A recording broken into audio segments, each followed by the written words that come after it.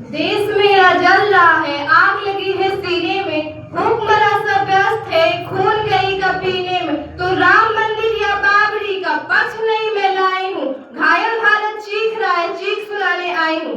परम आदरणीय प्रधानाचार्य, मुख्य अतिथि, प्यारे शिक्षकगण एवं मेरे सभी छोटे बड़े भाई बहनों, आप सभी को गणतंत्र दिवस की हार्दिक शुभकामनाएं। मैं सपना खातून कक्षा 8 से आप सभी के समक्ष कुछ पंक्तियां प्रस्तुत करना चाहती हूँ। महोदय, दर्द हद से तब गुजरने लगता है जब हमारी आंखों के सामने ताल, पुलवामा, छत्तीसगढ़ में शहीद हुए जवानों के शत अचल शरीर के टुकड़े, रेत के टीलों से ऊपर जाती लाशों के ढेर, कश्मीर के खून से सनी लाल रंग के सड़कों के दृश्य सामने आते हैं। महोदय, अब तो हमारा तिरंगा झंडा भी हमसे पूछने लगा है कि क्या बात है भारत, आजकल मैं फहरान से दफनाने क्यों काम आ रहा हूँ, कि क्या बात है भारत, मैं आजकल फहरान से दफनाने क्यों काम आ रहा हूँ।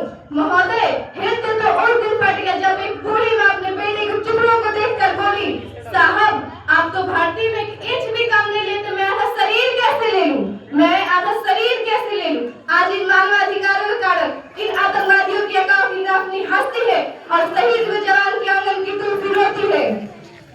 महोदय, आज इन मानवाधिकारों के कारण इन आतंकवादियों की अपनी हस्ती है और शहीद हुए जवान की आंगन की तुलसी रोती है और शहीद हुए जवान की विधवा की महिला चीख चीख कर कहती है कि प्यार भी भरपूर गया, मांग का सिंदूर गया, कि प्यार भी भरपूर गया, मांग का सिंदूर गया। नन्हे नौनिहालों की लंगोटियां चली गई, छोटी छोटी बेटियों की चोटियां चली गई और आपके लिए तो एक आदमी मरा है साहब। मेरे घर की तो रोटियां ही चली गई, मेरे घर की तो रोटियां ही चली गई। हम ना एक ऐसे समाज में जीते हैं जहाँ पत्थर की मूरत को लगते हैं 56 भोग और भूखे नंगे तड़पते सो जाते हैं लोग, और भूखे नंगे तड़पते सो जाते हैं लोग। मजदूर को मजदूर समझिए, मजबूर नहीं, गरीब को काम दीजिए, दान नहीं। अगर दान देने की इच्छुकता है तो जीते जी रक्तदान दीजिए और मरने के बाद अंगदान देकर किसी मरते हुए को जीवन दान दीजिए। यही सच्ची देशभक्ति और राष्ट्र प्रेम है। मानवाधिकारों की नाम की दुहाई देने वालों, सीमा